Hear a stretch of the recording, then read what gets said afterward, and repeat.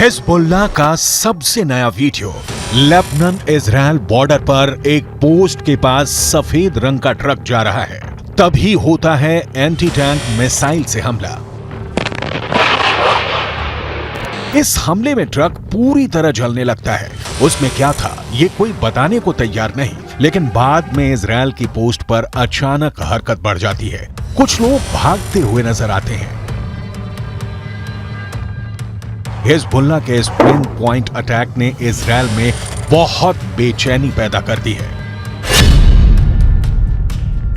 क्या हिजबुल्लाह उत्तरी इजराइल पर चढ़ाई करने वाला है? क्या हिजबुल्लाह सिर्फ इस बात का इंतजार कर रहा है कि गाजा में जैसे ही इजराइल की फौज फंसेगी वो उत्तरी बॉर्डर पर युद्ध शुरू कर देगा? हिजबुल्लाह के हमले का सही वक्त क्या हो सकता है? इसे लेकर नेतन्याहू से लेकर बाइडन दोनों पसोपेश में हैं। हिजबुल्लाह ने लेबनान इजराइल बॉर्डर पर कई हमले करके साबित कर दिया है कि इजराइल की उत्तरी सीमा अब सुरक्षित नहीं बची है। अगर गाजा पर ग्राउंड ऑपरेशन शुरू होने के बाद हमास, हूथी और हिजबुल्लाह ने एक साथ इजराइल पर हमला किया तो इनको एक साथ रोकना इजराइल के लिए बहुत बड़ा चैलेंज बन जाएगा। और तब अमेरिका की मदद के बिना हालात ऐसे बन सकते हैं कि ये तीनों फोर्स इजराइल की सेना को रौंद कर आगे बढ़ जाए।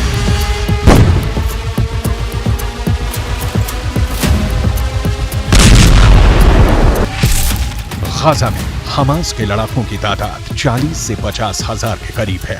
उत्तर की तरफ लेबनान में मिलिशिया हिजबुल्लाह की तादाद 1 लाख से ज्यादा है। इनके सामने इजराइल में एक्टिव और रिजर्व फोर्स मिलाकर 6 लाख से ज्यादा सैनिक हैं। ये आंकड़े बताते हैं कि इजराइल के पास 4 गुना ताकत है।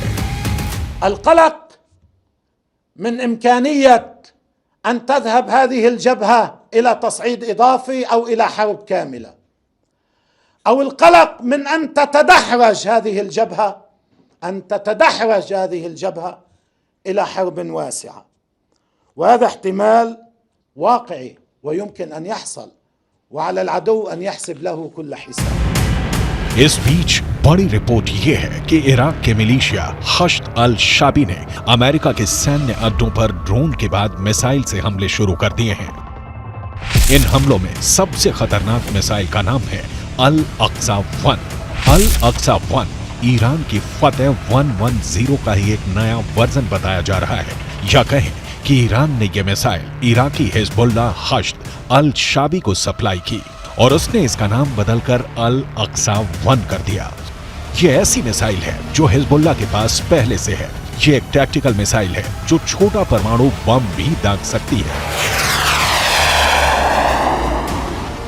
The barbarism is led by an axis of terror. The axis of terror is led by Iran. It includes Hezbollah, Hamas, Houthis, and their other minions. They seek to bring the Middle East and the world back to a dark age.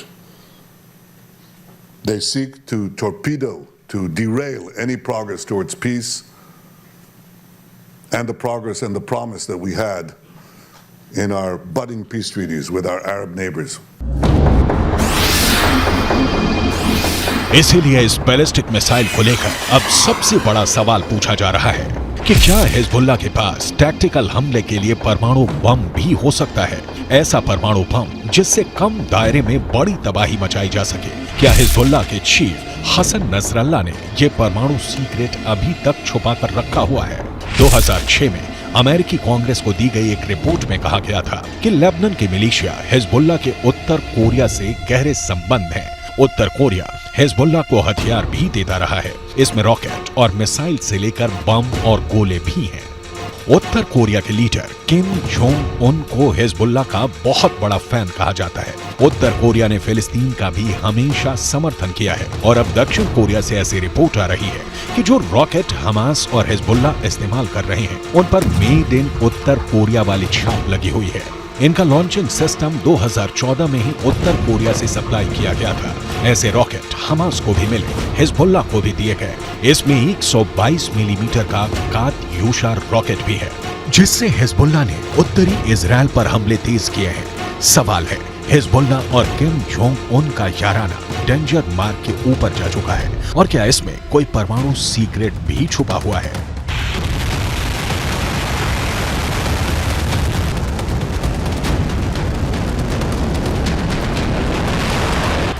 फिलहाल Israel पर anti tank हमलों ने Hezbollah के इरादों को खतरनाक रूप दे दिया है।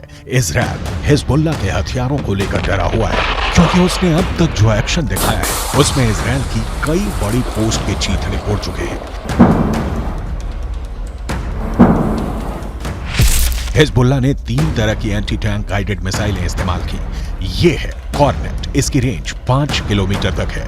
ये रूस की मिसाइल है, लेकिन अब ईरान इसका देसी वर्जन देहलाविया तैयार कर चुका है और ऐसी बहुत सी मिसाइल अब हिजबुल्लाह के पास हैं।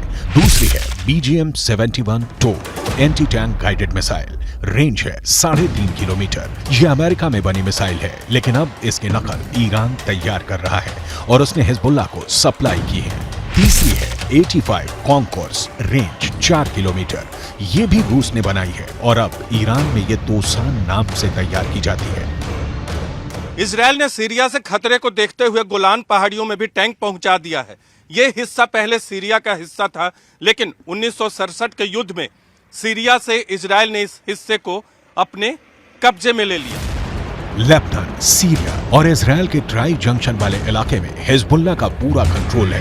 इजराइल पर वार करने के लिए उसको जो मिसाइल मिली है वो उसे ईरान से सप्लाई की जाती रही है और ऐसी मिसाइलों का हिजबुल्लाह के पास बहुत बड़ा जखीरा है। तीनों मिसाइल बहुत ही घातक है, लेकिन अब एक बड़ी मिसाइल का नाम सामने आ रहा है, वो है फतह 110। इस मिसाइल से नेतन्याहू को डर लग रहा है, तो उसकी बहुत बड़ी वजह है ईरान की ये मिसाइल 300 किलोमीटर तक हमला कर सकती है और ये अपने टारगेट के 3 मीटर के दायरे में गिरती है। एक बैलिस्टिक मिसाइल का इतना सटीक होना बहुत बड़ी बात है और यही बात इजराइल को परेशान कर रही है।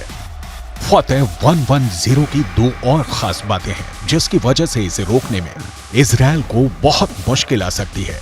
ये सॉलिड फ्यूल वाली मिसाइल है, ये कम वक्त में लॉन्च के लिए तैयार की जा सकती है और ये रोड मोबाइल है, यानी इसे कहीं से भी लॉन्च किया जा सकता है और फिर अपना ठिकाना बदलना बहुत आसान है। ما يجري على جبهتنا مهم جدا ومؤثر جدا.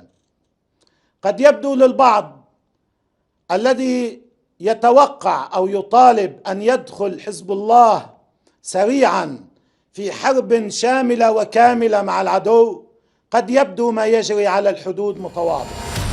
इजराइल के लिए इससे भी बड़ा खौफ क्या है वो बहुत ध्यान से समझिएगा। बाइडेन से लेकर नेतन्याहू को भी पता है कि फतह 110 मिसाइल को रोकना बहुत मुश्किल है, क्योंकि अमेरिका भी इस मिसाइल को रोकने में पूरी तरह फेल रहा है। अमेरिका को हमले की जानकारी तो मिल गई थी, इसीलिए उसके सैनिक आसपास अंडरग्राउंड हो गए थे। तब ईरान ने फतह मिसाइल का ही एक पुराना वर्जन इस्तेमाल किया था और अमेरिका के एयर डिफेंस सिस्टम इस मिसाइल को रोकने में नाकाम रहे थे। ईरान ने ऐसी करीब 20 मिसाइलें दागी थी। ये जहां गिरी वहां ऐसे ऐसे गड्ढे बने और 100 से ज्यादा अमेरिकी सैनिकों को धमाकों से गहरा सदमा पहुंचा था। देखा जाए तो इस वक्त पूरे पश्चिम एशिया में युद्ध की चिंगारी पहुंच चुकी है। इजराइल से लेकर गाजा तक, गाजा से निकली आग लेबनान तक पहुंच चुकी है। चिंगारी सीरिया और ईरान में भी नजर आ रही है और अब उत्तर कोरिया से मिले हथियार बड़ा खतरा बनते दिखाई दे रहे हैं। If they go strong, if they're not defeated, they will derail this process. They will imperil the entire Middle East. If the Middle East falls to the axis of terror, Europe will be next, and no one will be safe. This is not a local battle. This is a global battle. The paramount need is to defeat this axis. That battle is now being waged by us against Hamas in Gaza. There is no substitute for victory.